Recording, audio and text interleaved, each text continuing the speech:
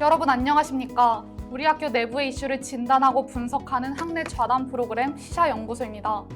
저희는 시샤연구소 1편의 진행을 맡은 SUB 아나운서 박서연, 김동원입니다. 오늘의 주제입니다. 학내 이슈들에 대한 총학생회 후보자들의 대답은 토론을 본격적으로 시작하기에 앞서 새 총학에게 학생들이 바라는 점 직접 들어봤습니다. 학생들을 대표하는 자리인 만큼 새로운 학생회가 자리의 무게를 항상 새기고 책임감 있게 일했으면 좋겠습니다. 그리고 구성원들과 소통하는 데 힘을 써서 정말 학생들의 이익을 대변하는 충실한 공복으로 학생회가 일을 했으면 좋겠습니다. 저는 문제 해결의 의지와 해법이 있는 후보자에게 투표하고 싶습니다.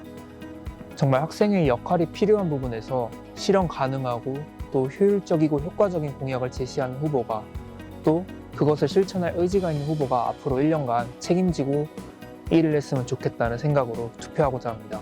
새로운 총학생회라고 하면 좀 더 이제 사실 지난 총학생회가 열심히 한 만큼 거기에 같이 발맞춰서 좀 더 의견을 수렴을 좀 더 적극적으로 하는 총학생회가 됐으면 좋겠습니다. 사실 지난 총학도 마찬가지로 의견 수렴을 되게 적극적으로 그리고 빨리빨리 피드백을 수용했다고 생각하는데, 이번 총학도 마찬가지로 피드백을 빨리 수용하고 만약 학생들이 불편한 점이 있다면 바로 수용을 하고 뭔가 이 사업에 대해서 어떻게 진행되는지 그 진척 정도를 잘 알려주는, 그렇게 학생들과 잘 소통하는 총학생회가 됐으면 좋겠습니다. 총학생회장의 무게에 대해서 잘 고민하고 그거를 잘 알고 있는 후보자에게 투표를 하고 싶습니다. 사실 총학생회장이라는 게 어떻게 보면 학생회의 대표뿐만 아니라 서울대학교 학생회를 대표하는 자리니까 조금 더 책임감을 가지고 그 무게를 잘 아시는 분이 총학생회장이 됐으면 좋겠는 마음에 그런 분들에게 투표를 해드리고 싶습니다. 저희 학교가 교내 행사를 단과대별로 주최하는 경우가 되게 많잖아요. 축제도 단과대끼리 여는 경우가 많고 체육대회도 단과대끼리 많이 여는데, 저는 모든 서울대 학생들이 참여할 수 있는 그런 더 넓은 축제장이 보다 많이 마련됐으면 하는 바람입니다. 일단 공약의 내용도 중요하겠지만 제가 가장 우선적으로 생각하는 것은 후보자가 당선이 되어서 자신의 정책을 실현시킬 수 있는 위치가 되었을 때 그 위치에 대한 책임을 가지고 자신의 공약을 철저하게 이행시킬 수 있는 그런 책임감 있는 사람이었으면 좋겠다라고 생각합니다. 이제 본격적으로 후보자들의 대답을 들어보기에 앞서 배정현 기자님과 제63대 총학생회 선거에 대해 자세히 이야기 나눠보겠습니다. 안녕하세요, 기자님. 네, 안녕하세요. 다음 총학생회를 선출하는 선거가 11월에 진행된다고 하는데요. 이에 대해 자세히 설명해 주실 수 있을까요? 네, 지난 10월 27일에 제63대 총학생회 선거관리위원회는 총 2개의 선거운동본부 공명 그리고 정우가 선거에 등록했음을 공고했는데요. 이번 선거는 2018년 11월에 이뤄진 제61대 총학생회 선거 이후 무려 4년 만에 돌아온 2개 이상의 선본이 경쟁하는 선거입니다. 선본 공명에서는 정후보 이준선님 그리고 부후보 정영훈님이 하나둘씩 모여 만드는 큰 울림이라는 슬로건과 함께 출마했고, 선본 정후에서는 정후보 조재현님 그리고 부후보 박영균님이 함께 밝히는 새로운 시간이라는 슬로건과 함께 출마했습니다. 이번 선거 운동 기간은 10월 30일부터 11월 13일까지이며 본투표 기간은 11월 14일부터 18일까지입니다. 네, 설명 감사합니다. 그래서 저희가 오늘 이 시간에는 제63대 총학생회 선거 정후보자들을 모셔봤는데요. 공명의 이준석 후보, 정호의 조재현 후보입니다. 안녕하십니까? 네, 안녕하세요. 안녕하세요. 그 공명의 이준석 후보부터 먼저 자기소개해 주시죠. 안녕하십니까. 하나둘씩 모여 만드는 큰 울림, 선본 공명의 정후보 이준서입니다. 잘 부탁드립니다. 네, 잘 들었습니다. 다음은 정호의 조재현 후보입니다. 안녕하십니까. 함께 밝히는 새로운 시간, 선본 정호의 정후보 조재현입니다. 이런 자리를 만들어주신 SUB 관계자분들께 감사의 말씀 전합니다. 네, 후보자들의 당찬 자기소개 잘 들어봤습니다. 그럼 가장 원론적인, 어찌 보면 가장 뻔할 수 있는 질문부터 해보겠는데요. 이번 총학생회 선거에 출마하게 된 계기가 무엇인가요? 이준석 후보부터 말씀해 주시죠. 학생사회에 저는 늘 의구심이 있었습니다. 익명 저격, 네거티브 공격과 편가르기에 치중하는 학생회와 학생회장 선거. 학생을 위한다는 학생회가 저래도 되나? 라고 생각하며 학생회가 정말로 학생들을 대변하는지 의문을 품고 있었습니다. 그러던 어느 날 저에게 함께 학생사회를 바꿔보자는 정영훈 부후보의 연락이 왔습니다. 919동 화재 사건의 내부 고발자라는 이유로 신고자를 핍박하던 학교. 학생의 권리를 위해 싸워주지는 못할 망정 당선되고서는 등을 돌린 학생회. 정의롭고 새로운 진정 학생을 위한 학생사회를 만들어보자고 부 후보님이 제안해 주셨습니다. 이렇게 3달 전까지 생판 모르던 두 사람이 뜻을 모아 출마하게 되었습니다. 다음은 조재현 후보 말씀해 주시죠. 3년 동안 학생사회에 몸담아오면서 다양한 직책을 맡아왔습니다. 이렇게 모든 단위를 직접 경험해 보면서 각 단위가 가지는 특성과 장점에 대해서 명확하게 느낄 수 있었습니다.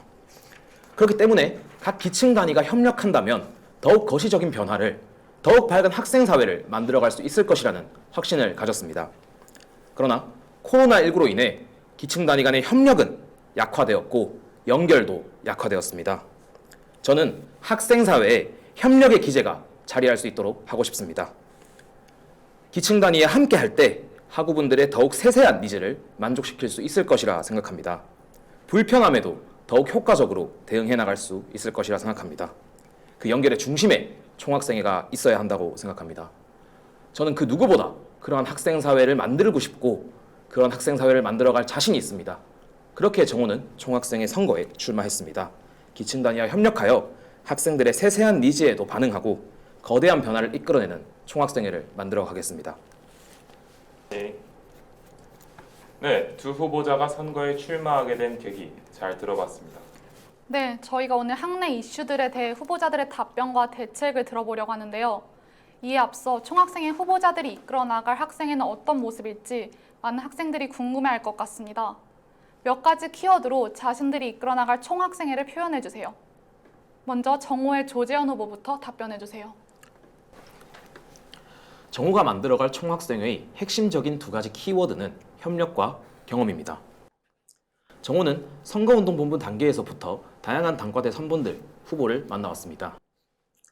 얼굴조차 모르는 사람들이었지만 2시간, 3시간이 넘게 정호의 가치에 대해서 이야기를 했고 총학생회가 무엇을 할 수 있는지, 단과대 학생회가 무엇을 할 수 있는지에 대한 여러 논의를 진행했습니다.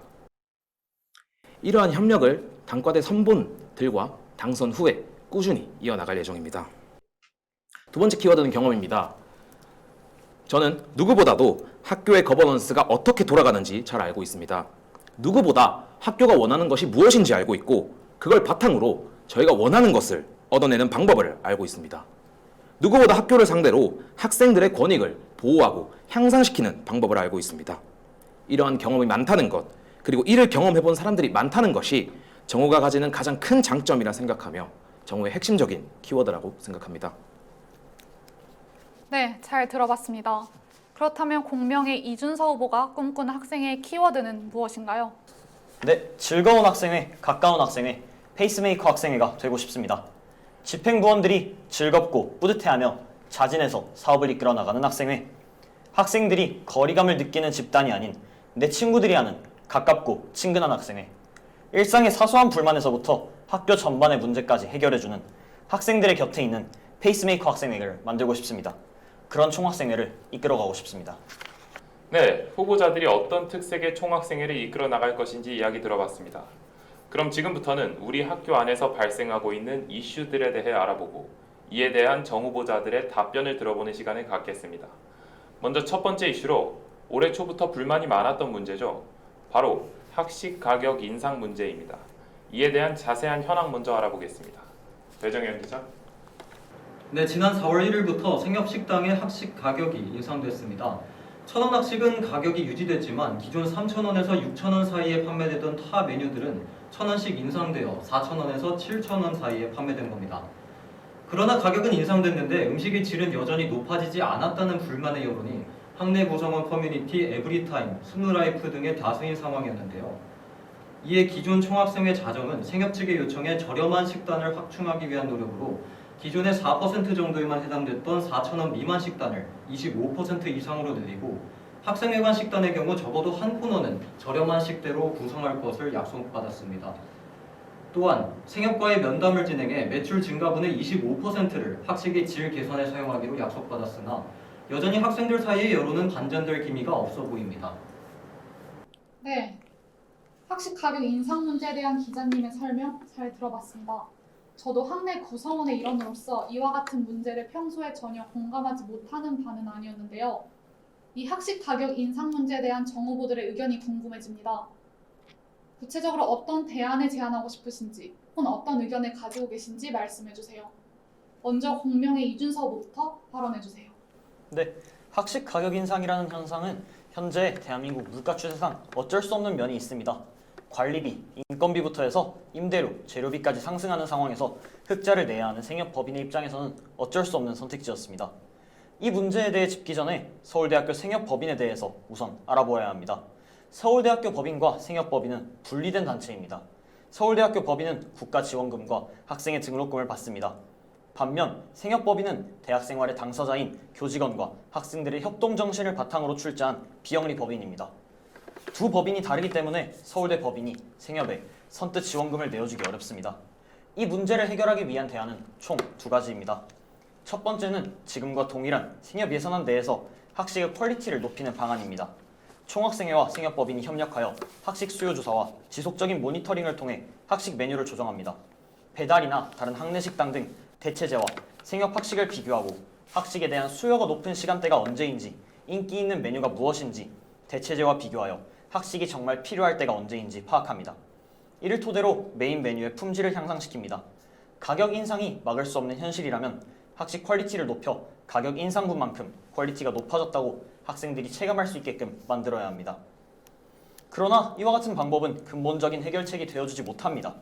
근본적인 문제는 시스템의 문제이며 학생이 이 시스템에 접근하기는 어렵습니다. 그래서 본부가 할 일과 학생회가 요구해야 할 일을 구분해야 합니다. 학교는 학생 생활의 기본적인 요소, 의식주 중 식을 해결해 주어야 합니다. 매년 20억 정도 적자가 나는 생협에 금액을 지원하는 방법이 있겠습니다.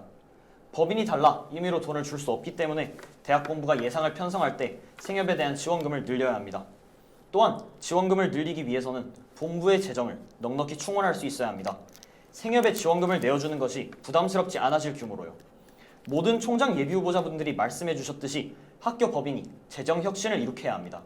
그리고 현재 학내 거버넌스 구조를 보면 학생들이 이것 자체에 대해 접근하기는 어렵습니다. 그렇다고 해서 학생회가 손을 놓고 있으면 안 됩니다. 학생회는 지원금을 늘리는 방안을 본부에 지속적으로 건의해야 합니다. 예산안 심의에 앞서 또 학교에 여유 유용자금이 생겼을 때 돈을 쓸 수 있을 때라면 언제든지요. 또한 총학생회는 대학 본부로부터 지원받은 예산이 생협에서 제대로 쓰이고 있는지 감시해야 합니다. 부총학생회장이 생협 학생이사직을 맡게 되지만 그렇다고 생협 회계를 총학생회에서 열람하기는 어렵습니다. 따라서 최소한 학식의 질이든 학식 가격이든 학생들이 체감하는 부분에서 학식의 상태가 어떠한지 지속적으로 본부와 생협에 의견을 전달하고 부정적 입장이라면 의문을 제기해 나가야 합니다. 그렇다면 지원 예산을 어떻게 마련할 것인가에 대해서 말씀드리겠습니다. 우선 학교 본부 예산안에서 생협 지원금을 올리기 위해 협의하고 법인 간 지원할 수 있는 틈새를 찾아내야 합니다. 생협에 대한 감사도 역시 필요하고요. 그러니까 학교의 예산 자체를, 지원금 자체의 파이를 늘릴 수 있는 방법을 강구해야 합니다. 네, 요약하자면 지금의 거버넌스 구조에서 학생회가 할 수 있는 역할은 한정적입니다.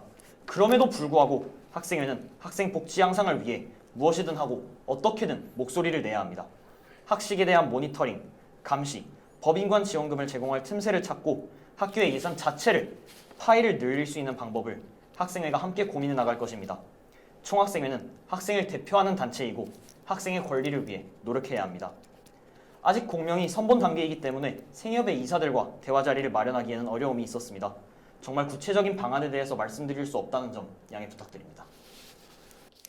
그렇군요. 가격이 인상된 만큼 학식의 질 또한 그만큼 개선되어야 하되 이 근본적인 해결을 위해서는 생협을 향한 대학 측의 지원을 확대하여 이 가격 인상 자체를 방지해야 한다. 이 말씀이시죠? 네, 알겠습니다. 그런데 이 이준석 후보가 말씀하신 서로 다른 법인 간에 지원할 수 있는 틈새를 찾는다. 이게 굉장히 어려운 얘기처럼 들리는데 기자님은 어떻게 들으셨나요? 네, 저도 동의합니다. 근본적인 해결책으로 대학 본부로부터의 예산을 생협에 더 지원받아야 한다고 하셨는데 말씀하신 대로 본부와 생협이 서로 다른 법인인 만큼 쉽지 않을 것으로 보입니다. 학내 단체들이 저번 가격 인상 직후에 발표한 5대 요구안 중에는 생협 학생 식당의 본부 직영화가 포함되어 있었는데 이런 방향으로 지원을 확대하는 방식에 대해서는 어떻게 생각하시는 건가요? 그리고 직영화되는 쪽의 가능성은 아예 희박해서 언급하지 않으신 건지 그 상황이 궁금합니다. 말씀드렸듯이 서울대학교 법인과 생협법인은 분리된 법인입니다. 법인이 다르기에 지원금을 주는 것에도 어려움이 있습니다. 그렇기에 더더욱 직영화는 어려울 것이라 판단했습니다. 직영화를 위해서는 구조를 아예 바꿔야 합니다. 말씀드렸듯이 아직 공명이 선본 단계이기 때문에 생협의 이사분들과 대화 자리를 마련하기에는 어려움이 있었습니다. 대신 저희는 학식 문제 해결을 위해 총장 예비 후보자분들의 의견을 구했습니다. 예비 후보자분들 역시 법인이 다르다는 문제로 인해 직영화가 어렵다는 문제에 공감해 주셨습니다. 현재 구조상 예산 지원도 어려운데 직영화되는 쪽은 더 어렵다고 판단했습니다. 그럼에도 불구하고 학생회가 할 수 있는 부분에 대해서는 어떠한 방법이든 강구하여 최선을 다할 것임을 약속드립니다. 아직 공명이 선본 단계이기에 생협과 대화하여 보다 구체적인 방안에 대해 논의하기엔 한계가 있었음에 다시 한번 양해를 구하고 싶습니다. 네, 두 분의 열띤 질의응답 잘 들어봤습니다. 이번엔 학식 가격 인상 문제에 대한 조재현 후보의 의견과 대안도 들어보겠습니다. 정호는 기본적으로 생활협동조합 학식 문제는 총학생회가 임기 내에 가장 중점적으로 대응해 나가야 할 문제라고 인식하고 있습니다. 이를 위해 당연직 학생회 이사인 부총학생회장의 직속으로 생협 대응 기구를 별도로 신설하여 대응해 나가고자 합니다. 학식 문제의 경우 장기적, 단기적 대응 방향을 모두 고려해야 합니다. 기본적으로는 생협의 학식 가격이 인상된 가장 큰 이유는 적자입니다. 생협의 구조를 생각을 해보면 사실 학식 같은 경우에는 늘 만성적인 적자에 시달렸습니다. 학식 외에 예식사업, 카페 사업 등에서 많은 흑자를 이루기 때문에 그러한 부분들이 여태까지 충당이 되어 왔습니다. 그러나 코로나19로 인해 이러한 사업들이 운영되지 못함에 따라서 적자가 상승한 것입니다. 이러한 지점들을 바탕으로 추후 저희가 당선될 경우에 생협의 회계 자료를 받아볼 수 있을 것입니다. 현재까지 회계 자료를 통해서 어느 정도의 적자가 회복이 되었는지에 대한 확인이 우선적으로 진행이 되어야 할 것 같습니다. 아마도 느티나무 5% 할인 도입이 다시 진행된 만큼 상당 부분 적자폭이 해소되었을 것으로 생각하고 있습니다. 또한 수익의 다각화, 사업의 선진화 등에 대한 논의도 진행되어야 할 것입니다. 이에 대한 아이디어를 총학생회 내에서 논의하고 제공할 수 있을 것입니다. 이외에도 단기적으로 식사 질에 대한 모니터링도 꾸준히 진행할 것입니다. 자정에서 진행했던 미스테리 쇼퍼를 더욱더 확대하여 그 결과를 바탕으로 생활협동조합과 학식질 개선을 위한 면담을 이어나갈 것입니다. 네. 장기적으로는 생활협동조합의 구조 자체에 대한 점검이 필요할 것입니다. 앞서 이준석 후보께서도 말씀해 주신 것처럼 현재 본부와 생협법인은 별도의 법인이기 때문에 본부 차원의 직접적인 지원이 어려운 상황입니다. 그렇기 때문에 현재 본부에서는 1,000원의 학식이라는 정책적 지원의 형태로 생활협동조합을 지원을 하고 있습니다. 어떠한 정책적 지원이 본부 차원에서 가능할지에 대해서 총학생회 차원에서 우선적으로 검토를 진행해야 할 것이라고 생각합니다. 실제로 유홍림 총장 최종 후보자는 총장 선출 과정에서 반값 학식에 대한 공약을 내세운 바 있습니다. 이것은 학식에 대해서 본부가 정책적으로 지원하겠다는 것을 천명한 것이라고 판단을 했는데요.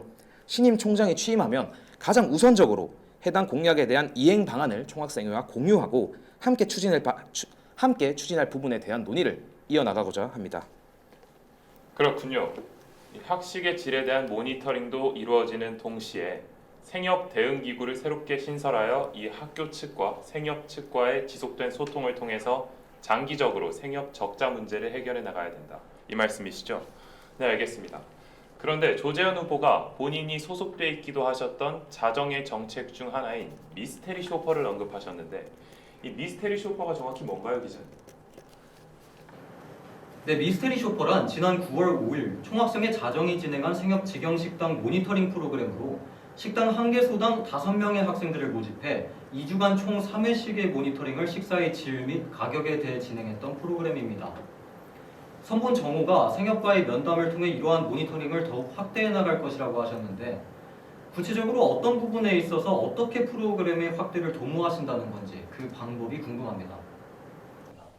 네, 우선 해당 사업의 경우 제가 중앙집행위원장으로서 전담을 했던 사업입니다.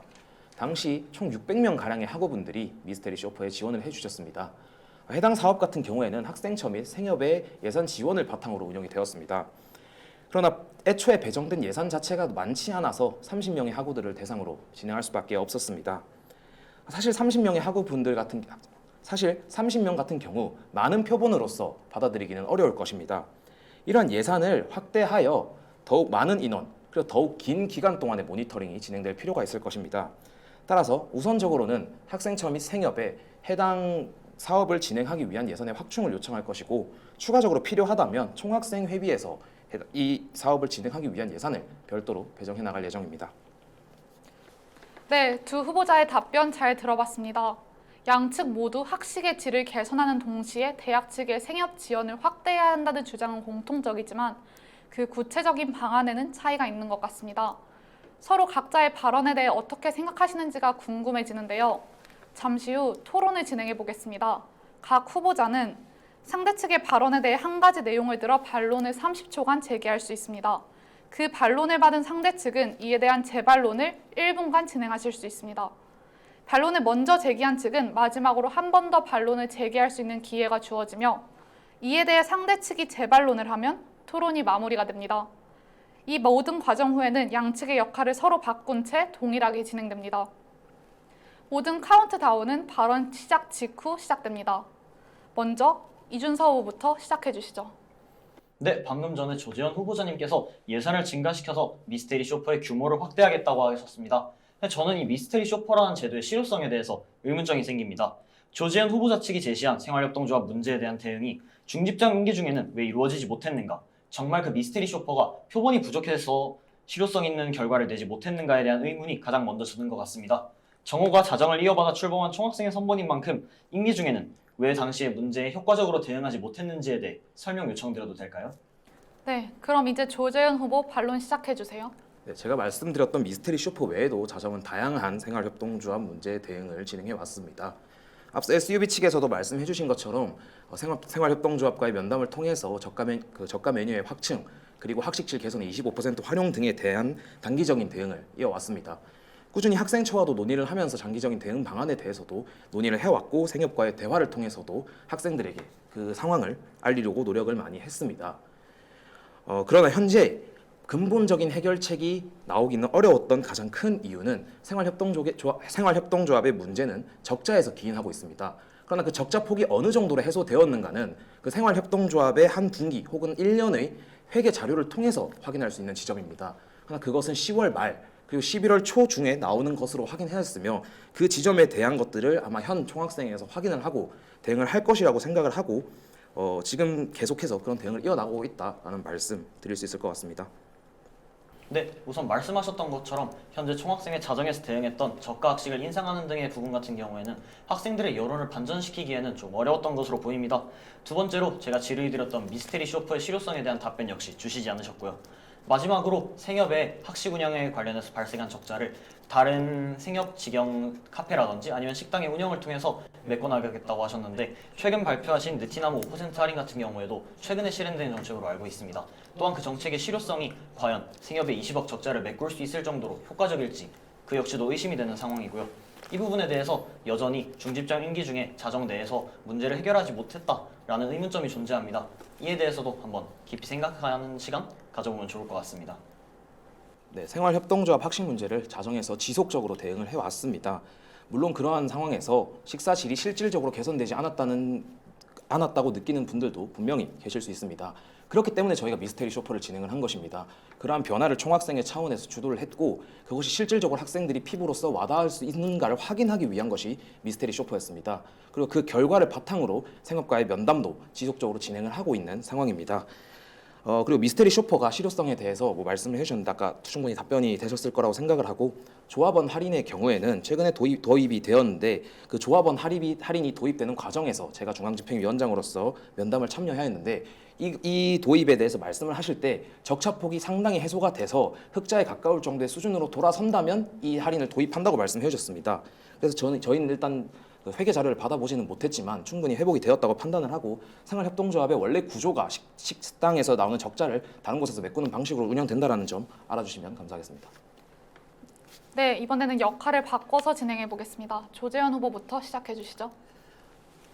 이준석 후보께서 그러니까 본부 차원에서 생활협동조합에 지원되는 지금 현재까지 지원되고 있는 예산의 파일을 확대해 나가야 된다고 말씀해 주셨습니다.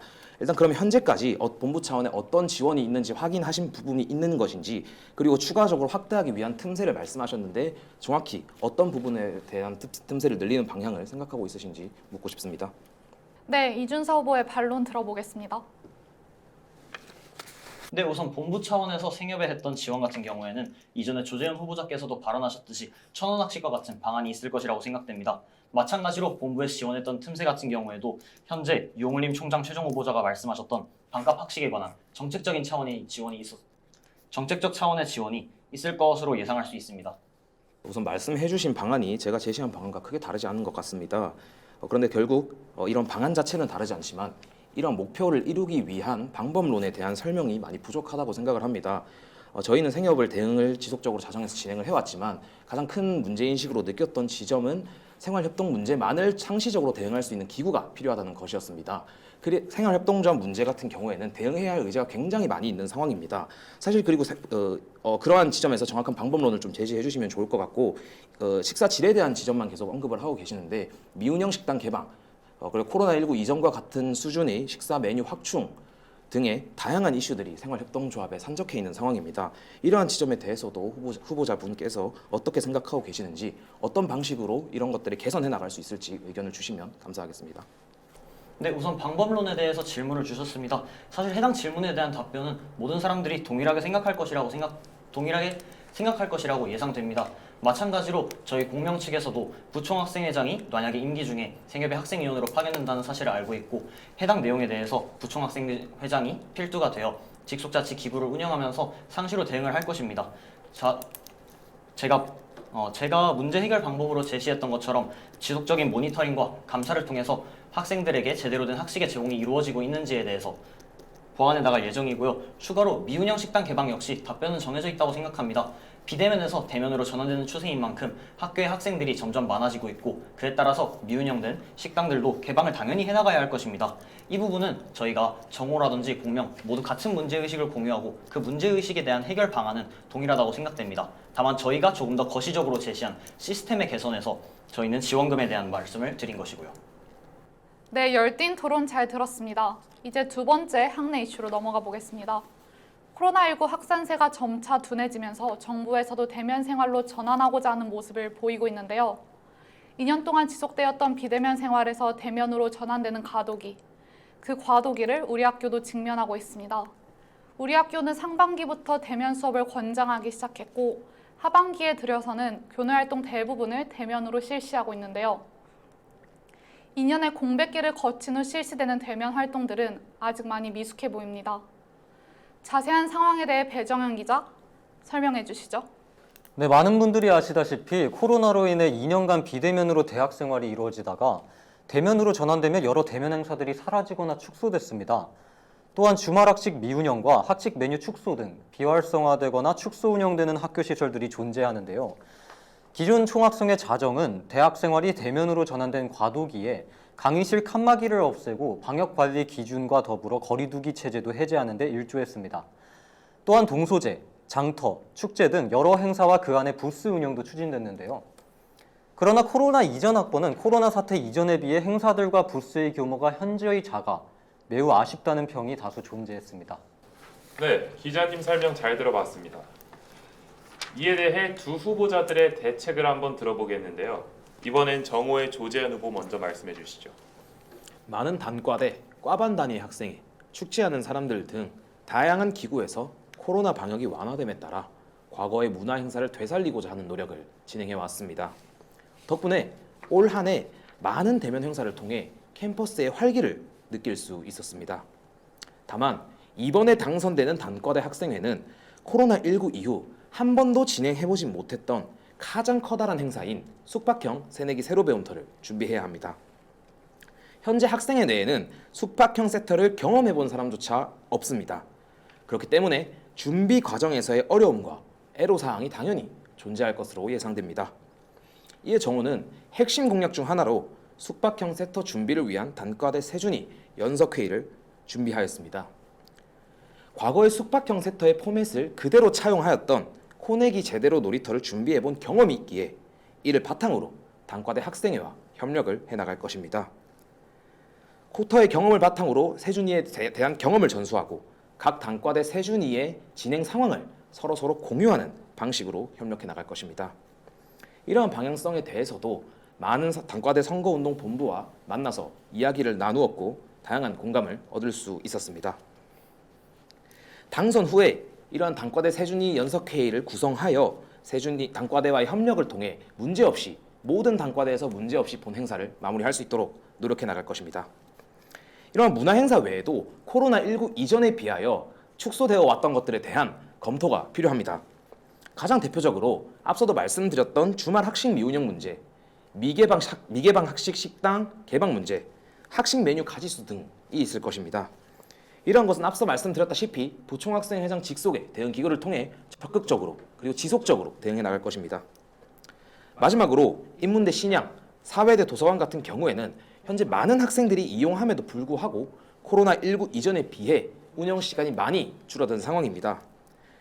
이러한 것들처럼 코로나19로 인해 변화했던 것들이 다시 원래대로 돌아가는 것에 대한 검토를 진행할 필요가 있으며 그것이 필요하다면 학생회 차원에서 빠르게 대응해 나가야 한다고 생각합니다. 네, 잘 들어봤습니다. 이 숙박형 세터를 비롯한 대면 문화행사의 부활, 그리고 축소됐던 기관 운영의 재확대를 강조하셨는데요. 그런데 이 조재현 후보가 말씀해주신 이 코내기 제대로 놀이터 말입니다. 이게 정확히 어떤 행사였는지 기자님께서 설명해 주실 수 있나요? 네, 쿼터라고 부르죠. 쿼터는 기존 총학생회에서 당선 이전부터 내세운 핵심 공약 중 하나로서 코로나 시기에 입학해 대면 대학 생활을 즐겨보지 못한 학부생을 위해 지난 8월 개최된 대규모 숙박형 행사입니다. 그런데 제가 알기로는 진행했던 스태프들도 대부분 코로나 학번이었어서 과거의 세터에 비해 진행에 있어 차이도 있을 뿐더러 아쉬운 부분이 많았다는 의견이 존재하는데요. 선본 공명과는 다르게 선본 정후는 정 후보와 부 후보 모두 코로나 학번이시라는 특징도 분명 존재합니다. 대부분의 단과대 학생회장들도 코로나 학번인 상황에 단과대 연석회의를 준비한다 한들 올해 진행됐던 쿼터의 문제점을 얼마나 개선할 수 있고 또 예전의 세터로 돌아갈 수 있을 것이라는 믿음을 학생들에게 어떻게 줄 수 있는지가 궁금합니다. 네, 물론 쿼터를 진행함에 있어서 부족한 점들도 존재했습니다. 그렇기 때문에 어떤 점에서 쿼터 세터를 진행함에 있어서 필요한지를 더 잘 알고 있습니다. 쿼터를 준비하면서 다양한 지점에서의 논의가 있었습니다. 기본 포맷에서부터 예산안을 편성하는 과정에까지 다양하게 논의할 지점들이 있었습니다. 특히나 기존의 세터와 가장 다른, 가장 차별적인 부분은 바로 방역에 있습니다. 아마 이번에 숙박형 세터를 진행하는 과정에서도 코로나19가 여전히 큰 이슈일 것입니다. 방역에 대해서도 당연히 신경을 써야 할 것이고 그러한 체계를 구축해 나가야 합니다. 그리고 그러한 체계를 쿼터에서 체계적으로 구축해 왔습니다. 이러한 정보들에 대해서 공유를 한다면 이러한 정보 외에도 다양한 정보들을 공유한다면 더욱 나은 행사를 만들 수 있을 것이라고 확신합니다. 네, 두 분의 질의응답 잘 들어봤습니다. 이번엔 공명의 이준서 후보의 대책을 들어보겠습니다. 네, 현재 대학에서는 단계적으로 일상 회복이 일어나고 있습니다. 아직까지 강의실에 설치되어 책의 비치와 소통을 방해하는 칸막이를 제거해 나가고 교내에서 진행되는 체육 수업 등에서는 자율적으로 방역을 진행해 나갈 예정입니다. 지난 9월 23일 실외 마스크 착용 자율 전환 방안을 중앙재난안전대책본부가 발표하였습니다. 실내에 비해 크게 낮은 감염 위험과 예방접종, 치료제, 병상 등 전반적 면역 수준의 상승과 맞물려 실외 마스크 착용 의무가 해제되었는데 대학 강의 중 마스크 착용이 수업의 진행에 차질을 빚어낼 수 있는 체육 수업은 수업의 자율에 맡기는 방향을 생각 중에 있습니다. 강의실 내부의 문제 같은 경우에는 현재 방역 지침을 따라야 하겠지만요. 그러나 정부의 방역 지침은 단계적으로 코로나 이전의 일상으로 돌아가는 데 초점이 맞춰져 있기 때문에 변경에 유연하게 맞춰 나갈 수 있도록 항상 준비 중인 학생회를 만들어 나가겠습니다. 대면 행사의 경우 공명선본의 공약에도 존재하는 내용인데요. 현재 교내에서는 건강주간, 예술주간 등과 같은 다양한 행사들이 열려 일상으로 돌아가려는 움직임을 보이고 있습니다. 저희는 기존의 행사들에 더하여 새맞이 활동과 축제, 다양한 문화행사 등을 원래대로 돌려놓겠습니다. 문화생활은 당연히 누려야 할 학생의 권리입니다. 단과대 축제를 준비하며 축제하는 사람들을 하며 다 같이 즐길 수 있는 행사의 필요성을 많이 느꼈습니다. 연합축제의 필요성을 담은 총학생회 주도 연합축제와 정기 문화행사, 봉사캠프 등 문화공양에도 많은 분들 주목해 주시면 감사하겠습니다. 네, 답변 잘 들어봤습니다. 이준서 후보는 대면 문화 행사는 다시 부흥시키고 야외 수업의 방역은 자율에 맡기는 등 다양한 대책을 내놓으셨는데요. 기자님은 어떻게 들으셨나요? 네, 전체적으로 큰 틀은 정오와 마찬가지로 축소됐던 대면 행사들을 돌려놓겠다는 말이었던 것 같은데요. 한 가지 차이점은 실외 수업의 마스크 착용을 자유화하겠다는 것이었는데 제가 알기로 축구, 양궁, 그리고 테니스 등의 실외 체육 수업은 마스크 착용을 이미 의무화하지 않고 있는 것으로 알고 있습니다. 그렇다면 어떤 식으로 착용을 재차 자유화하겠다는 말씀이신지가 궁금한데요. 네, 저희가 전달드리고 싶었던 점에서 착오가 발생했던 것 같습니다. 정정하겠습니다. 공명에서 전달드리고 싶었던 부분은 실내 마스크 착용의 자율에 관한 내용이었습니다. 현재 정부와 세월대 체육교육과의 지침상 실외 수업은 강사 재량하의 마스크 자율, 실내 수업은 마스크 필수 착용으로 알려져 있습니다. 이는 현재 헬스장 등의 장소에서 마스크가 필수인 것과 마찬가지로 실내 다중이용시설, 구체적으로는 실내 체육시설의 방역수칙에 따라 결정된 것인데요.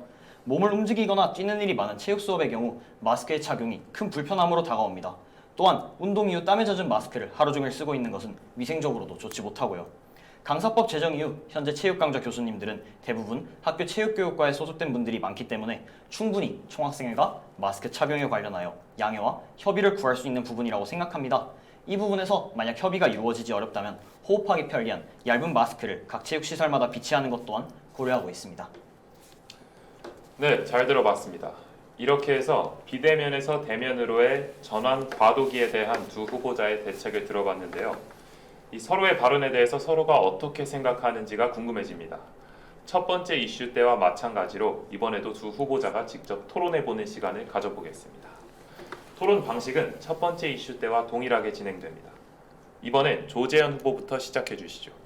말씀해주신 문화 행사 확대에 대해서 저희도 동감하고 크게 방향이 다르지 않는 것 같습니다. 간단하게 질문을 드리겠습니다. 사실 자정에서도 정기 문화 행사 등 다양한 문화 행사를 진행했습니다. 그런데 현재 총학생회 재정이 상당히 많지 않은 상황입니다. 그러한 상황에서 현재 진행하고 왔던 행사만을 진행하기에도 빠듯했습니다. 다양한 문화 공약 시행을 위한 재정 마련 방안 및 이것이 충분하다고 생각하시는지 여쭤보고 싶습니다. 네, 이번엔 이준서 후보 발언해 주시죠. 네, 해당 내용과 같이 예산이 부족하고 특히나 문화기획 쪽으로 예산을 많이 사용하기 어렵다는 점 역시는 저희도 인지하고 있습니다. 저희는 그렇기 때문에 주요 공약인 서울대 전체 체육대회라든지 정기 문화행사와 같은 경우에는 추후 총학생회 내에서 외부 업체와의 협력, 제휴, 협찬을 담당하는 부서를 따로 만들어 그런 협찬을 통해서 충분히 예산에 보충을 할 수 있을 것이라고 생각했습니다. 축제하는 사람들 때 저는 홍보팀원으로서 기업의 협찬과 관련된 부분을 맡았습니다. 그때 제가 느꼈던 점은 총학생회처럼 서울대학교 총학생회가 진행하는 공식적인 행사의 경우에는 기업의 협찬이라든지 그런 스폰 내용에 대해서 충분히 외부 기업들로부터 긍정적인 답변을 얻을 수 있다는 사실입니다. 이때의 경험을 활용하여 대응해 나가겠습니다. 우선 예산에 대한 지점에 대해서는 어떻게 생각하시는지 충분히 이해했습니다. 그다음 다른 질문을 드리겠습니다. 이제 그 공명의 핵심 공약으로서 단과대 연합축제를 말씀해 주셨습니다. 아마도 공명의 정 후보님께서 진행하셨던 3.2인곡을 바탕으로 생각해내신 공약인 것 같습니다. 3.2인곡은 사실 4개의 단위에서 진행을 했습니다. 단과대 연합축제를 한다면 16개의 단과대학 학생회와 설득을 해야 되고 협의를 해나가야 되는 시점입니다. 우선 일단 그런 측면에서 현재 선본 단계의 선거운동 본부의 후보들을 만나서 이러한 지점들에 대한 설득이나 동의를 얻으신 바가 있는지 첫 번째 질문을 드리고요. 그리고 일부 단과대에서 사용되는 축제들이 예산의 규모 면에서 굉장히 많은 차이들이 있습니다. 단과대별로. 그럼 배분 비율에 대한 문제들이 생길 수도 있고 그러한 이유 때문에 단과대 선본 측에서는 이를 거부하고 같이 참여하지 않을 확률도 있습니다. 그런 것들을 어떤 방식으로 설득해 나갈 것인지 말씀해 주시면 좋겠습니다. 네, 우선 연합축제에 대한 각 단과대 선본의 동의와 그의 의사표시에 대해서 우선 말씀드리겠습니다. 저희 공명 같은 경우에도 실제로 선거운동 준비의 과정에서 10개가량의 단과대에 접촉하여 이에 대한 연합축제에 대한 그 동의와 그 필요성의 공감을 얻었고요. 두 번째, 예산의 규모 면에서 말씀드리겠습니다.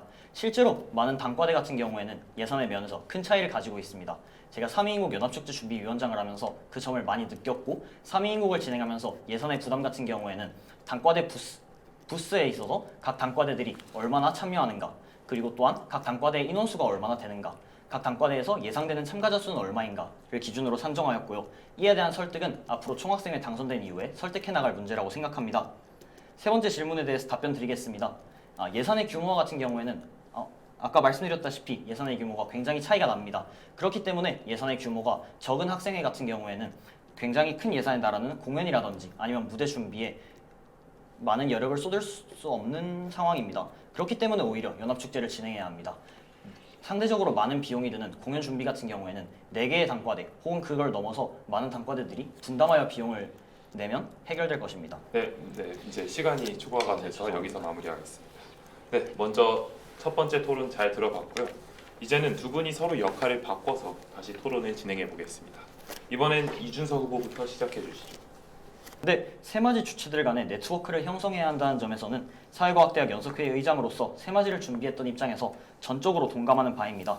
실제로 공명에서도 문제의식에 공감하여 새맞이 행사 주최기관 간 연결망 형성이라는 비슷한 취지의 공약이 존재합니다. 다만 저 호칭에서는 단과대만을 연석회의의 주체로 제안하셨고 또한 연석회의의 공유 내용을 숙박형 세터만으로 제안하셨습니다. 혹시 러닝캠프나 새내기 대학 등 다른 주체들을 포함하실 생각은 없으셨는지, 공유의 내용에서 새내기 OT 같은 다른 새맞이 행사의 내용을 공유하실 생각은 없으셨는지, 이것에 대해서는 생각을 안 해보셨는지 질문드리고 싶습니다. 두 가지 지적을 해주셨습니다. 일단은 첫 번째로는 단과대 학생회 이외의 새맞이를 준비하는 기구도 참여할 수 있도록 하는 것이 어떠냐에 대한 지적이었고요. 두 번째로는 숙박형 세터를 제외한 것에 대한 협력에 대한 부분을 지적해 주신 걸로 이해했습니다. 우선 두 가지 다 비슷한 맥락에서 설명을 드릴 수 있을 것 같은데, 일단 이 본 공약, 저희가 핵심 공약으로 내세웠던 것은 숙박형 세터 자체를 준비하기 위한 기구를 의미하는 것이었습니다. 그렇기 때문에 사실 새내기 OT 같은 경우에는 숙박형 행사로 진행되지 않았기 때문에 이 공약을 만드는 과정에서는 고려사항이 없었습니다. 그리고 두 번째로는 숙박형 행사 외의 행사에 대해서는 어떻게 할 것이냐에 대한 질문은 저희가 이제 공약으로서 또 내세웠던 다른 지점이 하나가 있는데, 단과대 간의 협력 기구를 신설하는 것이 있습니다. 그 지점을 통해서 여러 가지 문화 행사들이나 축제 혹은 다른 행사들을 진행함에 있어서 도움을 받을 수 있을 것입니다. 이러한 과정에서는 새내기 OT나 그런 새맞이 행사를 준비하는 주체들과도 함께 협력해 나갈 수 있을 것이라고 생각합니다.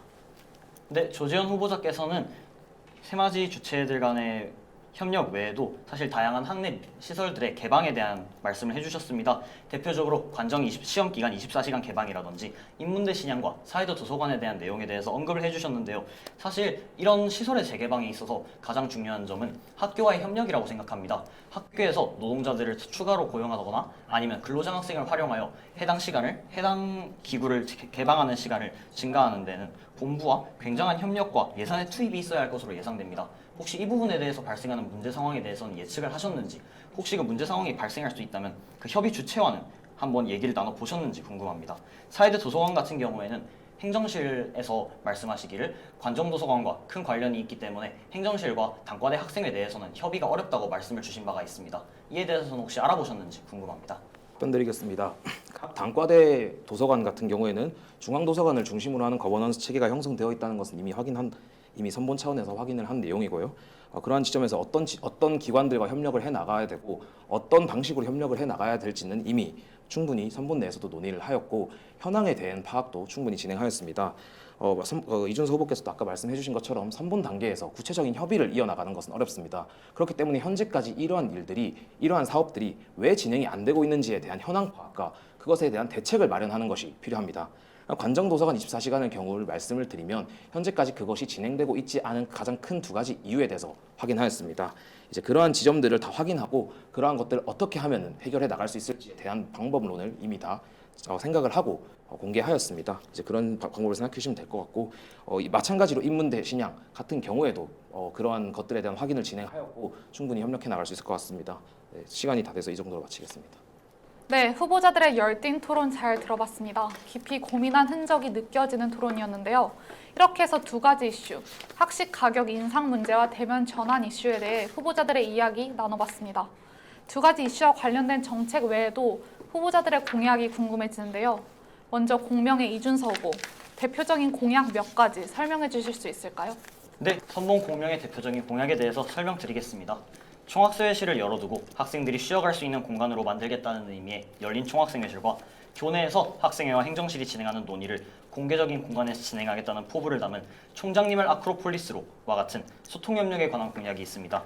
교육적으로는 많은 학생들이 바래왔던 교양 일본어의 개설, 랩 홍보 및 지원 절차의 표준화, 또한 인턴 활동을 학점으로 인정하는 인턴 학점제 등이 존재합니다. 학생 복지 영역에서는 상담 인력의 확충 역시 빼놓을 수 없는 부분입니다. 정말 힘들어하는 학생들이 주변에 있습니다.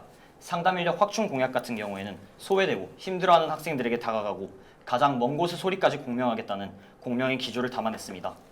마지막으로 그린 캠퍼스국 신설입니다.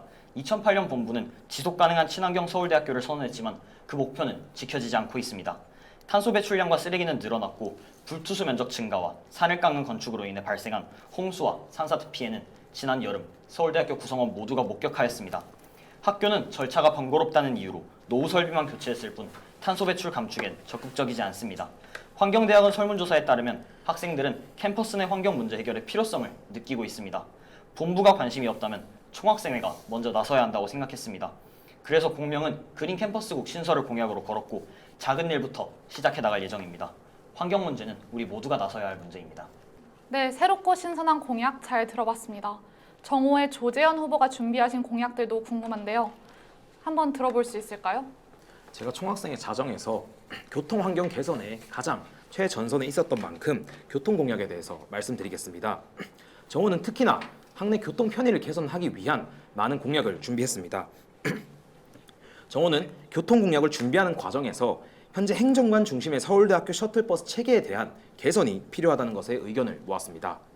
그중 가장 우선적으로 필요한 것이 5511 버스의 배차 간격 문제에 대한 해결 방안입니다. 그 해결 방안으로 공대, 농생대, 자연대 학교 셔틀을 신설하는 것을 공약으로 내놓았습니다. 올해 5511 노선이 분리됨에 따라서 학교 시간대에는 자연대 정류장, 어떨 때는 농대 정류장까지 511 버스를 타는 것이 거의 불가능한 상황에 가깝습니다. 또한 학교 시간대의 유일한 셔틀버스인 행정관 셔틀의 수혜를 공과대학 학생들은 현재 누리고 있지 못하고 있습니다. 본 공약은 이러한 문제의식에 기반한 공약입니다. 만약 이러한 셔틀버스를 신설한다면 511의 수요가 분산됨에 따라 공대, 농생대, 자연대에서 타는 학우들이 모두 편안하게 꽉 차지 않은 버스에서 탑승을 할 수 있을 것으로 기대하고 있습니다. 이는 비단 해당 단과대뿐만 아니라 학생회관 근처에 있는 많은 학우분들에게도 도움이 될 것이라고 생각합니다. 물론 셔틀버스 노선을 새롭게 신설하는 것인 만큼 예산이나 현실성에 대한 지적이 충분히 나올 수 있을 것이라고 생각합니다. 그러나 어제 공지됐던 바와 같이 자정은 이번에 좌회전 셔틀 정규 운행을 도입하였습니다. 그리고 그 최전선에 제가 있었습니다. 어떤 방식으로 캠퍼스 관리과에서 노선을 신설하고 어떤 방식으로 예산을 투입하고 어느 정도의 예산을 드는지 저는 누구보다도 잘 알고 있습니다. 그렇기에 누구보다도 현 셔틀버스 체계에 대한 개편안에 대한 생각이 깊고 변화를 이끌어낼 수 있습니다. 이러한 이해도를 바탕으로 단과대 학생회와 협력하여 단과대 학장단까지 설득하여 함께 대응해 나간다면 충분히 신설할 수 있을 것입니다. 실제로 약식으로나마 캠퍼스 관리과 및 공과대학 학장단에게 본 노선에 대한 간단한 의견을 들을 수 있었습니다. 답변으로는 노선에 대한 취지에는 굉장히 공감하나 공론화가 우선적으로 필요하다라는 답변을 받을 수 있었습니다. 당선된다면 학생들의 학교길 편의를 개선하기 위해 본 공약을 가장 최우선적으로 의제화하고 신설을 위해 힘쓸 것입니다. 이 외에도 다양한 교통 공약들이 있습니다. 열심히 준비한 만큼 정책 자료집을 통해서 많은 분들께서 열심히 봐주시면 감사드리겠습니다. 네, 감사합니다. 지금까지 학내 이슈들에 대한 후보자들의 전반적인 입장과 준비하신 공약들에 대해 들어봤는데요. 이제 마지막 단계입니다. 시청하고 계신 우리 학생분들께 포부를 전하는 시간 가져보겠습니다. 먼저 공명의 이준서 후보, 먼저 포부를 밝혀주세요. 개인의 목소리에 힘을 보태준 수천 명의 학우들이 있었습니다. 그분들께 감사한 마음 잊지 않고 초심을 잃지 않고 앞으로도 함께 학생사회를 갖고 나가겠습니다. 지키지 못할 약속은 하지 않겠습니다. 학생 개개인부터 총장 예비 후보자까지 다양한 사람들을 만나며 실현 가능성을 검토했습니다. 신중히 약속드립니다. 여러분과 공명 진동수를 맞추겠습니다. 내 목소리가 울리는 학생회를 만들겠습니다. 공명이었습니다. 감사합니다. 이번엔 정호의 조재현 후보 말씀해주세요. 자정에 중앙집행위원장을 하면서 성과도 많았지만 아쉬운 점들도 굉장히 많았습니다. 그러한 부족했던 점들과 아쉬운 점들을 딛고 더욱 밝은 시간을 향해 나아가겠습니다. 더욱 거대한 변화를 기층 단위와 그리고 여러분들과 함께 만들어 가겠습니다. 공약 수립 과정에서부터 협의 기관과 방법에 대한 청사진을 모두 그려왔습니다. 언제 어떻게 이 사업을 진행할지 벌써부터 머릿속에 그려져 있습니다. 경험이 있는 총학생회, 준비되어 있는 총학생회, 정호의 학우분들의 많은 관심과 지지 부탁드립니다. 감사합니다. 네, 감사합니다. 후보자들의 열정과 포부가 잘 전해졌으리라 믿습니다. 이렇게 해서 오늘은 11월 시행되는 제63대 총학생회 선거 정후보자 두 분을 모시고 이야기해봤습니다. 이 방송에 직접 출연하는 게 쉬운 일은 아니었을 텐데 바쁘신 와중에 직접 시간 내주셔서 매우 감사하다는 말씀 전하고 싶습니다. 그리고 영상으로 시청하고 계시는 학우 여러분, 여러분의 선택과 투표에 있어서도 이번 방송이 조금이나마 도움이 됐으면 합니다. 지금까지 시샤연구소 앵커 김동원, 박서영이었습니다. 시청해주신 여러분 감사합니다.